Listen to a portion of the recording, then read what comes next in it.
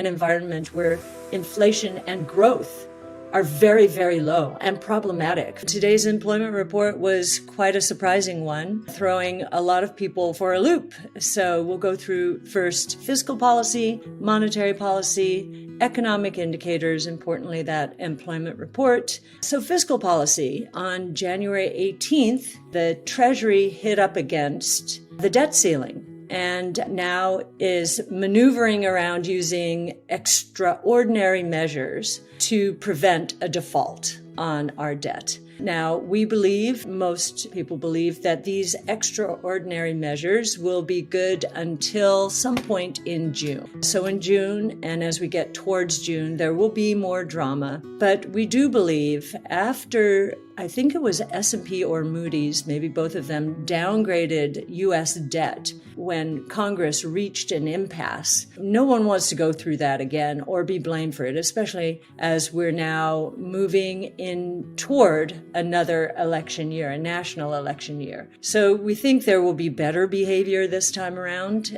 and certainly hope so. Monetary policy. Well, we are now officially on a year-over-year basis in negative territory when it comes to M2. M2 is down 1.3% on a year-over-year basis as of December, and it looks like could be down almost 2% in January. We have not seen declines in M2 on a year-over-year basis since the Great Depression in the 1930s. Now, it is true we went through an explosion in money that got us to 27% growth during COVID. I think that 27% growth rate was in February of 21. So we've cycled through that, and now we are going into negative territory. So we think that bears careful watching and may be the reason the Fed is softening its tune a bit. Yield curve, minus 75 basis points. So long-term interest rates are 0.75% below short-term interest rates. Very unusual, and unusually long period of time that this has happened. You have to go back to the early 80s to see this inverted yield curve that has lasted as long as this one has. Now that means, we believe, that the bond market sees much lower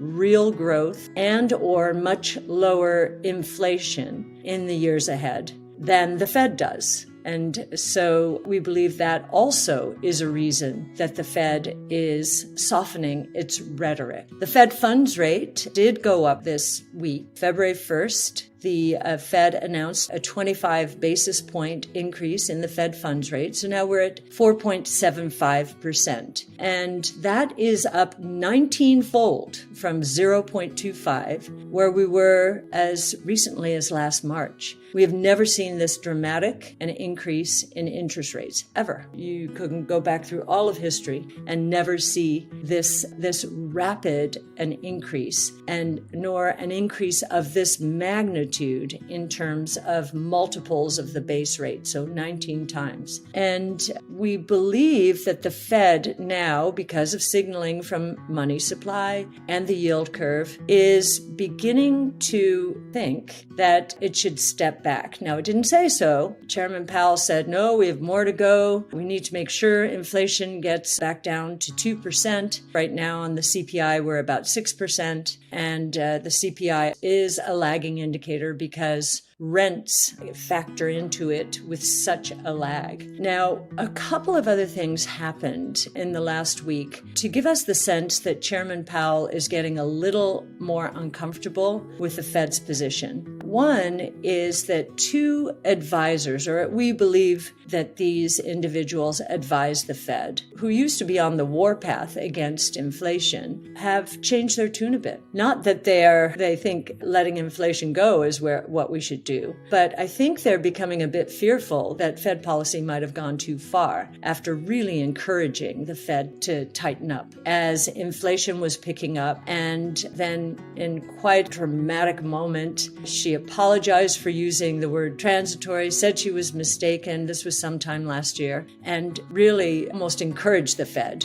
to act as aggressively as possible. And that's when we started getting a sense that 75 basis points was going to be the norm, not the exception. Once we're through this inflation and we've got it under control, and we seem to be doing that, we're probably going to be facing an environment where inflation and growth are very, very low and problematic for businesses. So that's a big change. And maybe that inflation was transitory. Maybe it was because of a supply shock associated with COVID and all the supply chain problems that we had, and then the war in the Ukraine. Maybe those shocks are why we had this inflation. And now those shocks are diminishing to some extent, or to a great extent. And we're going to be facing a very low growth world on the edge of deflation. And we are getting a lot of deflationary signals. Former Treasury Secretary cheering the Fed on last year as it was hiking rates 75 basis points at a time. And he was saying, no, we're going to have to go to 6, 7, 8% to get this inflation under control. And now he's saying, whoa. Ahead of the Fed meeting, he said, don't suggest what you're going to do next.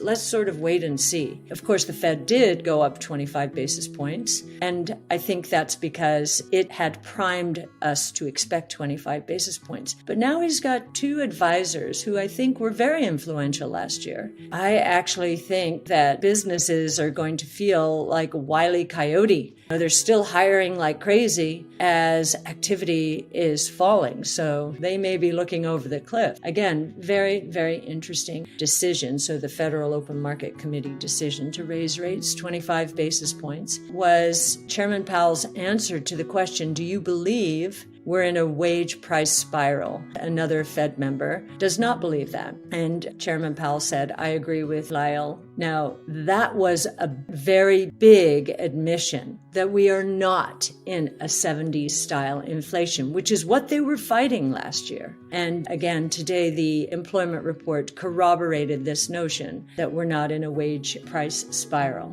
So we've got a very interesting phenomenon. And the Phillips curve basically says that employment and inflation are positively correlated. When employment goes up, the odds are high that inflation will go up. The history and experience of the last 40 years is that the opposite is true, that the stronger the growth, the lower inflation was. Possibility, whereas it seems as though the Phillips curvers, and this is Keynesian economics associated with the Harvard School of Economics, it seems like the Phillips curve, which went out of style for the last 40 years,